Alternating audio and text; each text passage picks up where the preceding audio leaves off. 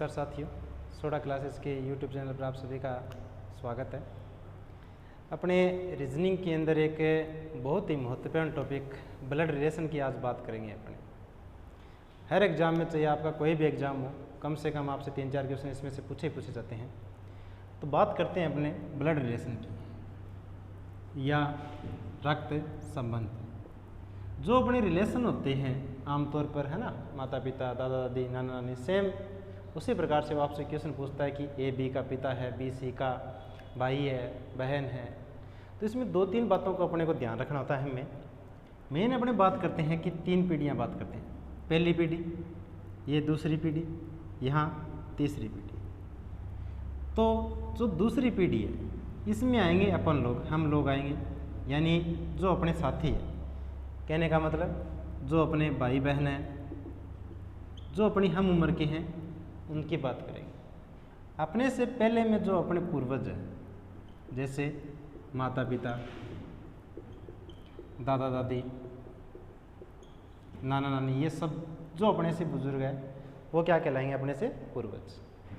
फिर बात करते हैं अपनी इस तीसरी पीढ़ी की, जिसमें जो अपने से छोटे हैं, जैसे भतीजा, भतीजी, भांजा, भांजी, ये सारे के सारे। तो ये पीढ़ियों की बात हो गई। दूसरी बात अपन इसमें बात करते हैं, 2 चीज़ें बहुत ही इंपॉर्टेंट है इसमें।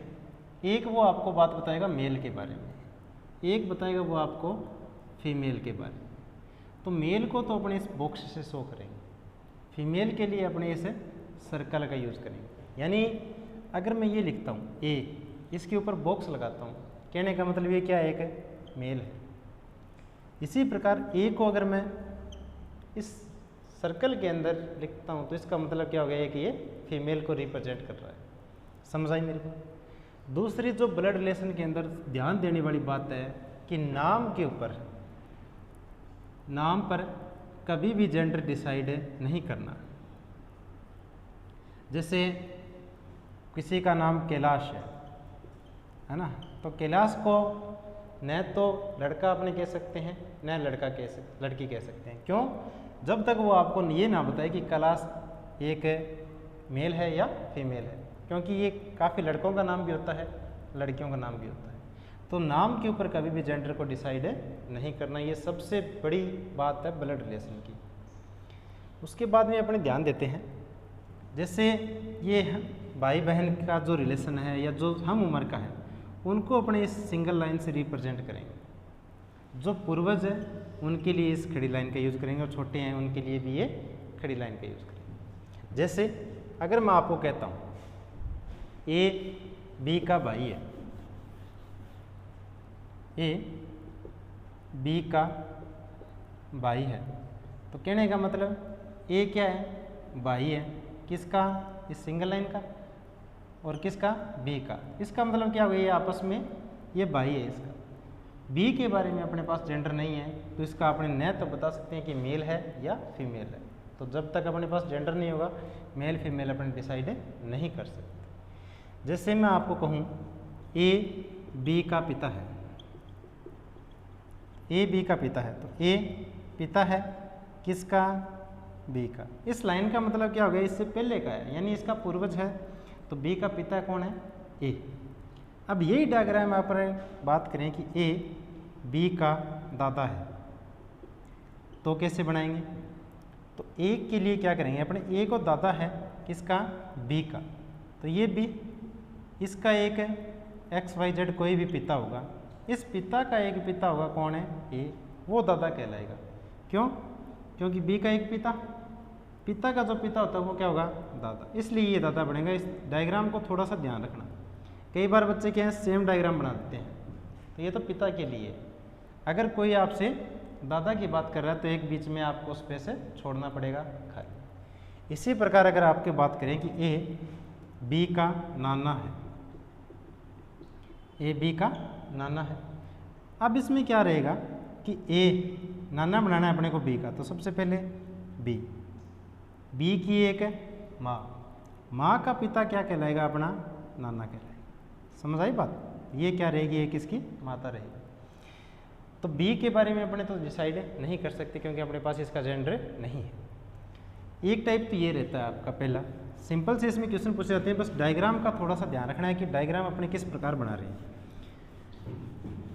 अगर अपना डायग्राम सही है तो अपना क्वेश्चन भी क्या रहेगा, सही रहेगा, गलतियां होने के चांसेस है बहुत कम है।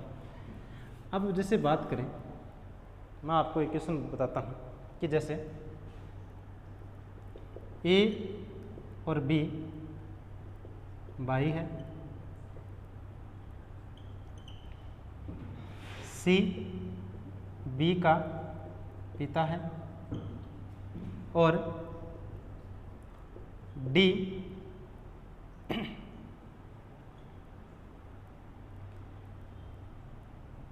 का बी से क्या रिलेशन रहेगा। अब एक चीज देखना कि डी का बी से क्या रिलेशन रहेगा। अपने पास ई और बी भाई दे रखा है, सी बी का पिता दे रखा है, लेकिन डी के बारे में कहीं नहीं बताया। तो जब तक अपने को नहीं बताएगा अपने इसे रिप्रेजेंट नहीं कर सकते। जैसे यहाँ अगर वो देता ना कि यहाँ कुछ और लिख के देता है, एक लाइन और लगा के देता आपको कि जैसे सी बी का पिता है, या आगे बात करता कि बी की माता ई है, बी की माता ई है, तो ई का ए से क्या रिलेशन है। अब देखिए ए और बी आपस में क्या है, भाई है, ए और बी आपस में है भाई हो गए। सी बी का पिता है, बी का पिता कौन है, एक सी है।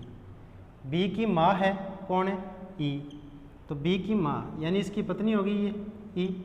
ई का ए से क्या रिश्ता है, एक का पूछा जिसके साथ है का लगा होता है ना, उसका रिश्ता अपने को बताना होता है। तो ई का ए से, ई की ए से बताना है, तो ये क्या रहेगा, ए तो बेटा, ई क्या रहेगी इसकी माता, तो ई का ए से क्या रिश्ता रहेगा, एक माँ का रहेगा। इस प्रकार से सिंपल से इसमें क्वेश्चन आपसे पूछे जाते हैं।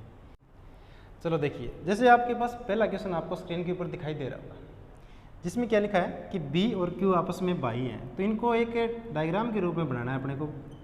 बी और क्यू आपस में भाई हैं। क्यू एल का पुत्र है, क्यू पुत्र है किसका, एल का। एल के बारे में अपने पास कोई जानकारी नहीं है अभी तक, मेल है या फीमेल है, इसको आगे पढ़िए। एल जे का भाई है, एल भाई है किसका, जे का। जे एन का पुत्र है, जे वापस पुत्र है किसका, एन का। बी एन से किस प्रकार संबंधित है कि बी एन से, तो बी का पूछा है आपसे, तो ध्यान दीजिए ये इसका क्या हो गया, पुत्र। पुत्र का पुत्र क्या होता है, पोता, तो बी तो क्या रहेगा, पोता रहेगा। अगर अपने को क्या पूछता, एन के बारे में पूछता कि एन का बी से क्या रिश्ता है, फिर तो जिसके साथ का लगा होता है उसका अपने को बताना होता है, इस बात का ध्यान रखना। तो एन का अपने डिसाइड नहीं कर सकते, बी इसका या तो दादा होगा या क्या होगी, दादी रहेगी, क्योंकि अपने पास इसका जेंडर नहीं है। समझ आई बात। दूसरा क्वेश्चन देखिए, दूसरे में आपको क्वेश्चन दे रखा है कि ए बी का भाई है, ए बी का भाई है, सी ए की माता है, ए भाई है बी का, सी ए की माँ है, सी ए की माता है, ए की माता है कौन, सी। डी सी का पिता है, सी का एक पिता है कौन, डी। फिर दे रखा है एफ ए का पुत्र है, ए का पुत्र है कौन है, एफ। समझ आई मेरी बात। एफ ए का पुत्र है।